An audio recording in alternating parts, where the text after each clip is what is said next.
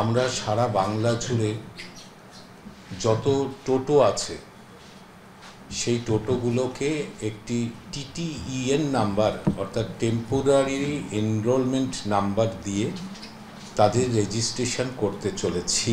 যেগুলো আনরেজিস্টার্ড অর্থাৎ স্বীকৃত কোনো সংস্থা থেকে এই গাড়িগুলোকে ক্রয় করা হয়নি, অথচ এই গাড়িগুলোকে যারা কিনেছেন এবং পরিবহনের মাধ্যম হিসেবে ব্যবহার করছেন এবং যাত্রী সাধারণও এই গাড়িগুলোকে অ্যাকসেপ্ট করেছে, সেই সংখ্যাটা কম নয়।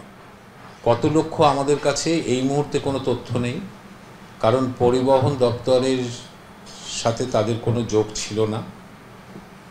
কিন্তু এই লক্ষ লক্ষ পরিবার জীবিকা নির্বাহ করছে এর মধ্যে দিয়ে, যাত্রী সাধারণও গ্রহণ করেছে এগুলোকে।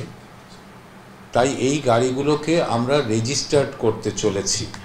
রাজ্যের সব টোটোকে অস্থায়ী এনরোলমেন্ট নম্বর দিয়ে রেজিস্ট্রেশন করানোর সিদ্ধান্ত নিল পরিবহন দপ্তর। কিউআর কোড দেওয়া স্টিকার লাগানো হবে সব টোটোর গায়ে। চিহ্নিতকরণের কাজ শেষ হওয়ার পর টোটো চলার রাস্তা বেছে দেওয়া হবে। পুলিশ, পরিবহন দপ্তর এবং ইউনিয়ন মিলে 13ই নভেম্বরের মধ্যে চিহ্নিতকরণের কাজ শেষ করবে। অনলাইনের পাশাপাশি কিছু সরকারি সহায়তা কেন্দ্র থেকেও করা যাবে প্রক্রিয়াটি। 30শে নভেম্বরের মধ্যে নাম রেজিস্ট্রেশন করানো বাধ্যতামূলক।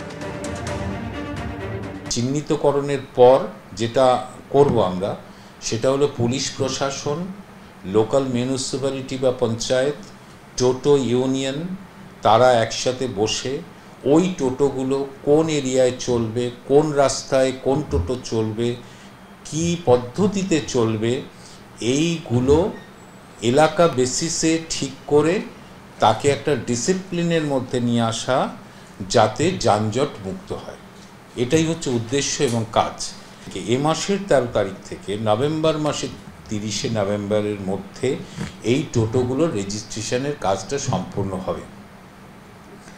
এবং তারপর যেটা হবে যে ইলিগেল যে সমস্ত ম্যানুফ্যাকচারার এই টোটোগুলোকে তৈরি করেন, অর্থাৎ গ্যারেজ বা বিভিন্ন লেদ কারখানায়, আমরা সেগুলোর বিরুদ্ধে আইন মাফিকভাবেই ব্যবস্থা নেব এবং সেগুলোকে বন্ধ করব।